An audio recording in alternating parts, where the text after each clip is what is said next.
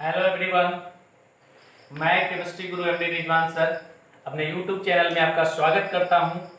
आज हम लेकर आए हैं बहुत ही important topic, types of colloidal solution, यानी कोलाइडी विलयन का प्रकार। टाइप्स ऑफ कोलोइडल सॉल्यूशन, कोलाइडी विलयन के प्रकार। तो देखिए, हम लोग कोलाइडी विलयन का वर्गीकरण या क्लासिफिकेशन अलग अलग प्रकार से कर सकते हैं। यहाँ पे सबसे पहले देखना है कि कोलाइडी विलयन जो होता है ये कैसे बनता है, इसमें किस किस चीज का संगठन कंस्टिट्यूएंट होता है। कोलाइडी विलयन, क्या यहाँ पे हम लोग नाम दिए हैं कोलाइडी विलयन। देखिए ध्यान दीजिएगा, कोलाइडी विलयन जो है कोलाइडी विलयन जो है ये दो चीज से मिलकर बनता है। जैसे विलयन में आप लोग पढ़े होंगे, एक होता है विलेयक, एक होता है विलायक। विलेय और विलायक ये दोनों मिक्स होता है तो क्या बनता है, विलयन बनता है। क्या बनता है बेटा, विलयन। विलेय प्लस विलायक विलयन, यानी कि solute plus solvent, solute plus solvent equal to solution. यानी कि घोल बनने के लिए, विलयन बनने के लिए इसे घुल्ले भी कहते हैं। शुद्ध हिंदी में क्या कहते हैं, घुल्ले प्लस घोलक प्लस घोलक इक्वल टू क्या बनता है, घोल या विलयन बनता है। इंग्लिश में solute plus solvent equal solution. तो इसी प्रकार कोलाइडी विलयन क्या होता है, तो कोलाइडी विलयन में होता है एक परिक्षेपित परावस्था, परिक्षेपित परावस्था, परिक्षेपित परावस्था। और दूसरा होता है परिक्षेपण माध्यम, परिक्षेपण माध्यम।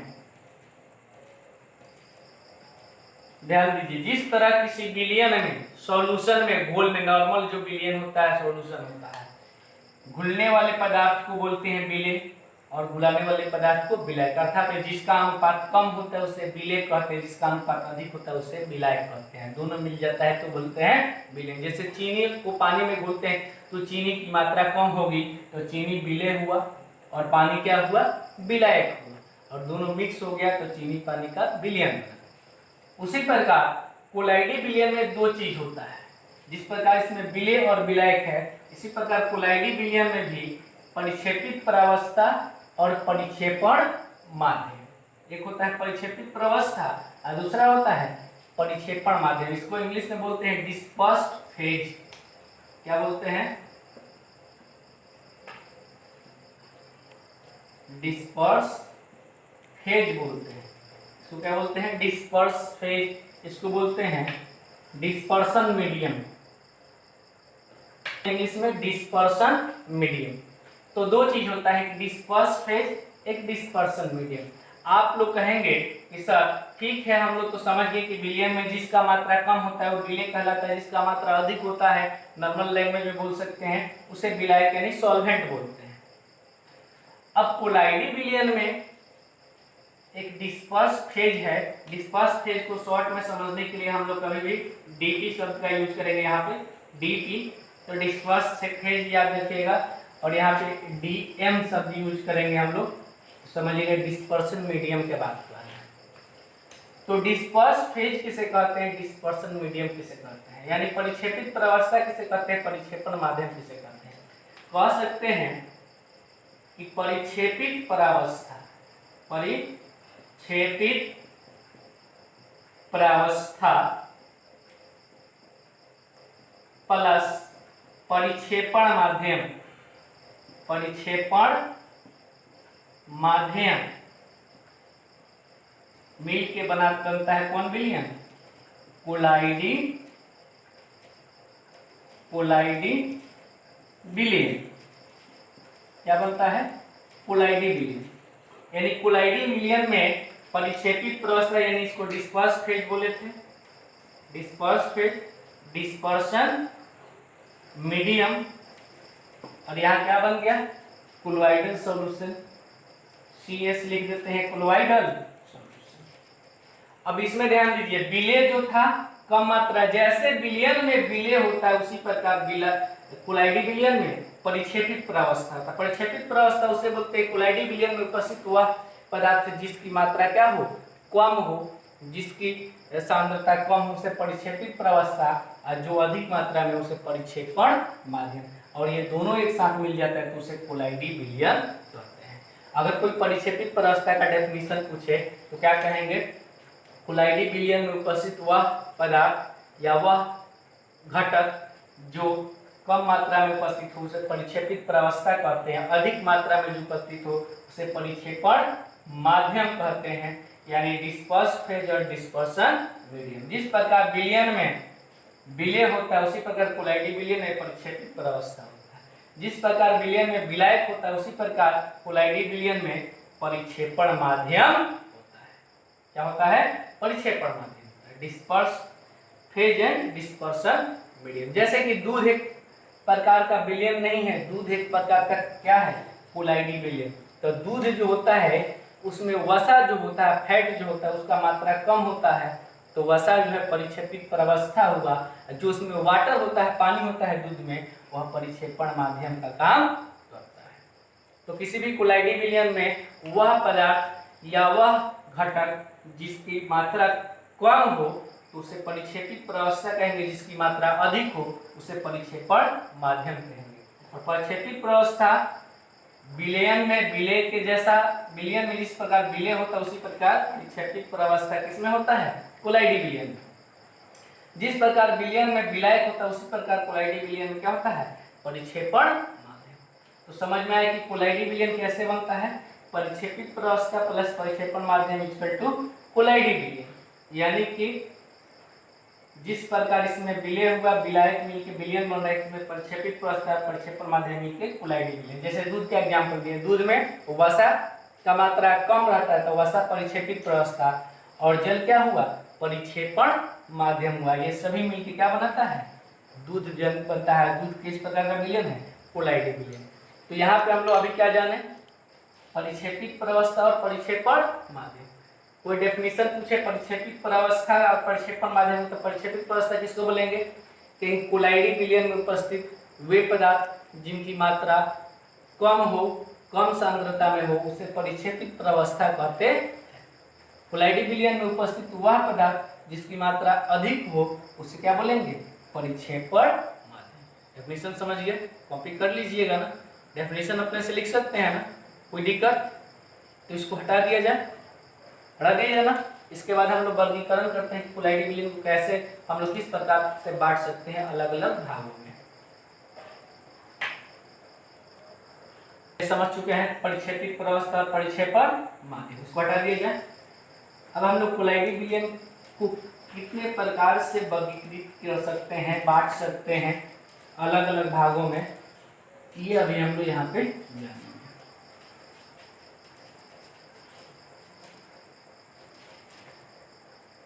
इसको हटा देते हैं।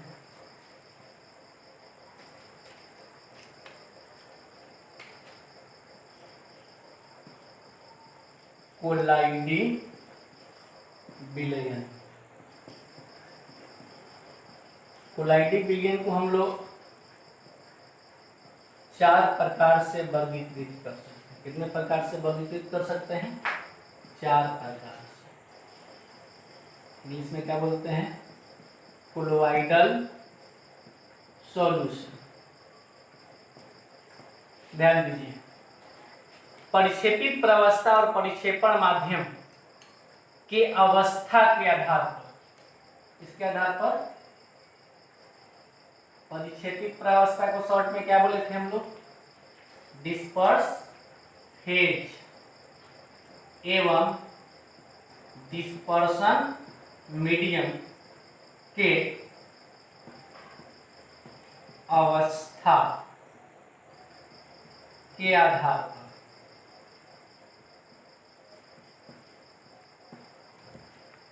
पर कोलाइडी विलयन को डिस्पर्स फेज और डिस्पर्सन मीडियम के स्टेट के आधार पर, on the basis of state of dispersed phase in dispersion medium there are 8 types of colloidal solution। यानी बोल सकते हैं डिस्पर्स फेज यानी परिक्षेपित अवस्था परिक्षेपण माध्यम की अवस्था के आधार पर कोलॉइडी विलयन को कितने भाग में कितने प्रकार बांटा जाता है? 8 प्रकार के कोलॉइडी विलयन होते हैं। कितने प्रकार के होते हैं? 8 प्रकार के कोलॉइडी विलयन होते हैं। सेकेंड क्लासिफिकेशन हम लोग का है डिस्पर्स फेज एवं डिस्पर्सन मीडियम के बीच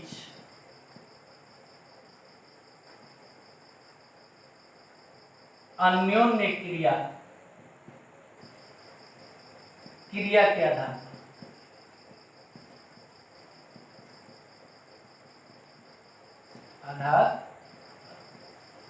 तो ध्यान दीजिए, कह सकते हैं on the basis of interaction between dispersed phase and dispersion medium there are 2 type of colloidal solution। colloidal विलयन कितने प्रकार के होते हैं? 2 प्रकार के होते हैं। एक को बोलते हैं द्रव स्नेही, एक को बोलते हैं द्रव विरोधी, यानी लायोफिलिक कोलॉइडल सॉल्यूशन और लायोफोबिक कोलॉइडल सॉल्यूशन। पहला वर्गीकरण है, ये दूसरा वर्गीकरण है। इसके बाद हम लोग का तीसरा वर्गीकरण या क्लासिफिकेशन देखते हैं। ये तो चौथा है, इसके बाद हम लोग तीसरा देखते हैं। तीसरा प्रकटता के आधार पर, किसके आधार पर? प्रकटता के आधार पर। किसके आधार पर? प्रकटता के आधार पर। On the basis of appearance there are 2 types of colloidal solution. Appearance के आधार पर, प्रकटता के आधार पर, कैसे प्रकटता कैसे दिखता है उसके आधार पर कोलॉइडल विलयन को 2 भागों में बांटा गया है। एक को बोलते हैं जेल, एक को क्या बोलते हैं? सॉल बोलते हैं, जेल और सॉल। अब लास्ट हम लोग का क्लासिफिकेशन का हम लोग का मोड है, लास्ट है डिस्पर्स फेज के कणों के आधार आकार के आधार पर। डिस्पर्स फेज यानी परिक्षेपित प्रावस्था के कणों के आकार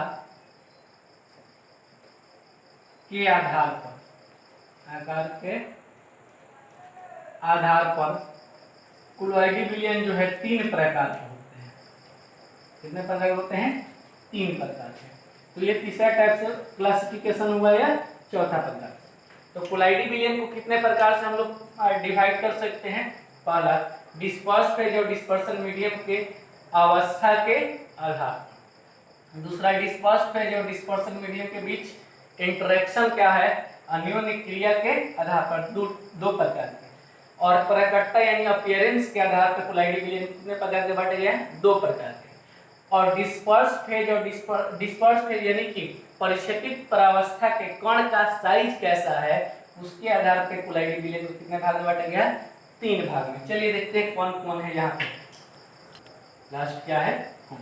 तो ध्यान दीजिए कि डिस्पर्स फेज और डिस्पर्सन मीडियम के स्टेट और अवस्था के आधार पर कोलॉइडल विलयन जो है 8 प्रकार के होते हैं। पहला ठोस सॉल्ट, ठोस सॉल्ट बोलते हैं जिसमें आपका परिक्षेपित प्रस्ताव परिक्षेपण माध्यम घुलने और घुलाने वाले दोनों सॉलिड में हो।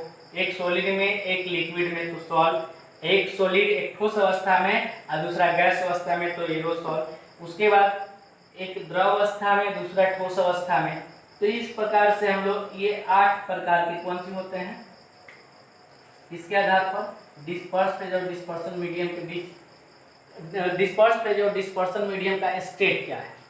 अगर डिस्पर्स फेज यानी कि परिक्षेपित प्रावस्था ठोस हो और परिक्षेपण माध्यम भी ठोस अवस्था में हो तो उसे ठोस सॉल्ट कहेंगे, यानी सॉलिड सॉलिड। इसको क्या बोलेंगे? Solid solid. यानी डिस्पर्स फेज भी सॉलिड हो और डिस्पर्सन मीडियम भी सॉलिड हो। सॉल उसे बोलेंगे जिसका डिस्पर्स फेज जो है सॉलिड हो लेकिन डिस्पर्सन मीडियम लिक्विड हो। क्या हो? लिक्विड हो। एरोसॉल बोलेंगे जिसका डिस्पर्स फेज सॉलिड हो और डिस्पर्सन मीडियम क्या हो? गैस हो। जेल किसे बोलेंगे? जिसका डिस्पर्स फेज जो है लिक्विड स्टेट में हो। क्या हो? लिक्विड हो और डिस्पर्सन मीडियम सॉलिड हो तो उसे क्या बोलेंगे, जेल बोलेंगे। अगर लिक्विड हो, डिस्पर्स फेज या डिस्पर्सन मीडियम भी लिक्विड हो तो उसे बोलेंगे पायस। और द्रव एरोसोल बोलेंगे लिक्विड हो, डिस्पर्स फेज लेकिन डिस्पर्सन मीडियम क्या हो, गैस हो। अब ठोस सॉल किसको बोलेंगे, ध्यान दीजिएगा, ठोस सॉल जिसका गैस हो, डिस्पर्स फेज और सॉलिड हो, डिस्पर्सन मीडियम। और फोम किसे बोलेंगे, जिसका गैस हो, डिस्पर्स फेज लेकिन डिस्पर्सन मीडियम लिक्विड हो तो उसे फोम बोलेंगे। आप कहेंगे सर गैस गैस गैस और गैस मिलकर किसी प्रकार का कोलाइडी विलयन का फॉर्म नहीं करता। ध्यान दीजिएगा, यानी कि डिस्पर्स फेज परिक्षेपित अवस्था ठोस अवस्था में और परिक्षेपण माध्यम भी ठोस अवस्था में हो तो उसे प्रकार के कोलाइडी विलयन को ठोस सॉल्व कहेंगे। जिस विलयन का कोलाइडी विलयन का परिक्षेपित अवस्था ठोस हो, सॉलिड एस, और परिक्षेपण माध्यम द्रव हो तो उसे क्या बोलेंगे, सॉल्व बोलेंगे। जिसका परिक्षेपित प्रावस्था सॉलिड हो और परिक्षेपण माध्यम गैस हो तो उसे एरोसॉल बोलेंगे। जिसका परिक्षेपित प्रावस्था लिक्विड हो और परिक्षेपण माध्यम सॉलिड हो तो उसे जेल कहते हैं। जिसका परिक्षेपित प्रावस्था लिक्विड हो और परिक्षेपण माध्यम भी लिक्विड हो, दोनों लिक्विड हो तो उसे पायस करते हैं।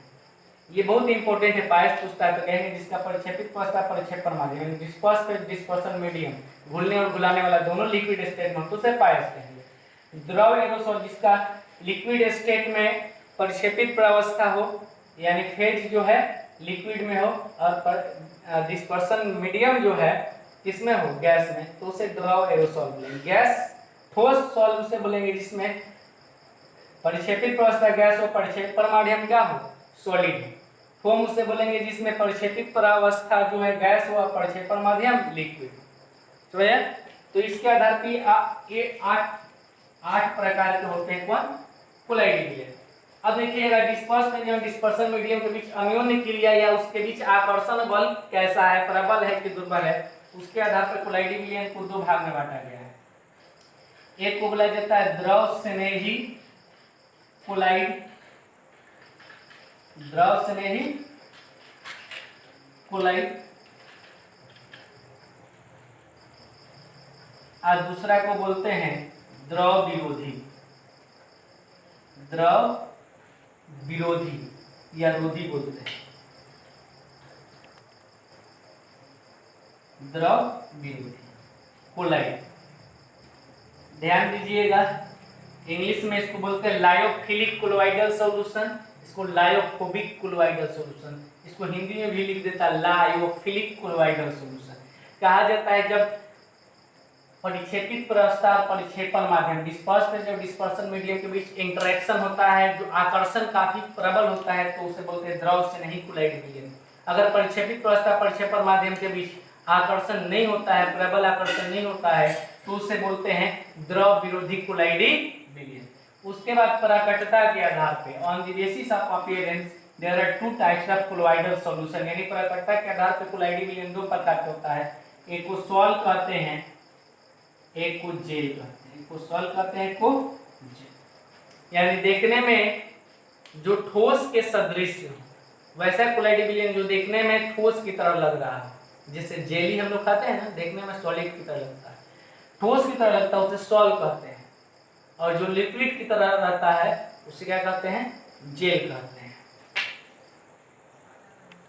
तो या सॉरी थोड़ा सा मिस्टेक हो गया, जो लिक्विड की तरह रहता है, जो लिक्विड की तरह दिखता है उसे सॉल्व कहते हैं, और जो थोड़ा सा ठोस के जैसा दिखता है, ठोस के सदृश दिखता है उसे जेल कहते हैं। अभी उल्टा थोड़ा सा बोल देते हैं, जो ठोस के सदृश होता है उसको जेल कहते हैं और जो लिक्विड के सदृश होता है उसे सॉल्व कहते हैं।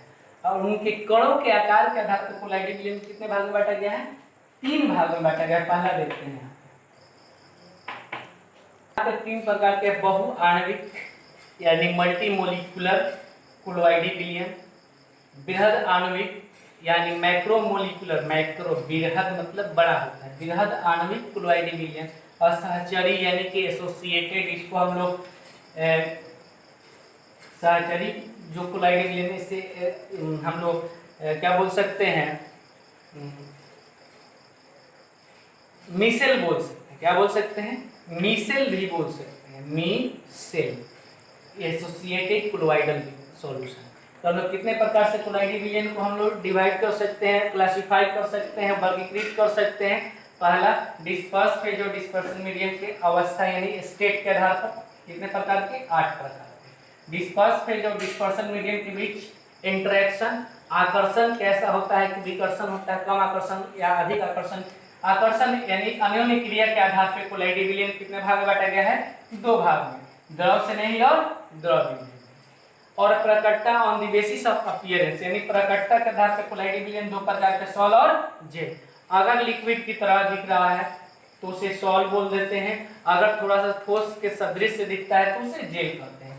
कणों के साइज के आधार पर डिस्पर्स यानी परिक्षेपित प्रावस्था के कणों के आकार के आधार पर कोलॉइडल विलयन को 3 भाग में बांटा गया है, बहुआण्विक यानी मल्टीमोलिकुलर, बृहद आणविक यानी माइक्रोमोलिकुलर, और सहचरी यानी एसोसिएटेड कोलॉइडल विलयन। कोलॉइडल विलयन का वर्गीकरण इतना तरह से हम लोग कर सकते हैं। नेक्स्ट वीडियो में हम लोग सभी के बारे में एग्जाम्पल के साथ एक स्टडी करेंगे। आज इतना ही, चलिए अगले वीडियो में मिलते हैं, एक नए इसी टॉपिक को और भी विस्तृत रूप में बताने की कोशिश करेंगे, जैसे 8 के बारे में एग्जाम्पल के साथ, इनके बारे में और उनके बारे में, क्योंकि यहाँ से एग्जाम में क्वेश्चन हमेशा पूछे जाते हैं, 2 या 3 मार्क्स के क्वेश्चन हर साल पूछे जाते हैं यहाँ से इसके क्लासिफिकेशन से। तो क्योंकि लंबा वीडियो हो जाएगा इसलिए इसको अगले वीडियो में हम लोग मिलते हैं कोलॉइडल विलयन के वर्गीकरण में ही। तो आज इतना ही रहने देते हैं, मिलते हैं अगले वीडियो में। लास्ट में ही कहेंगे, हंसते रहिए, मुस्कुराते रहिए, पढ़ते रहिए chemistry with Rizwan sir, only one YouTube channel chemistry Guru M D sir. जय हिंद, जय भारत।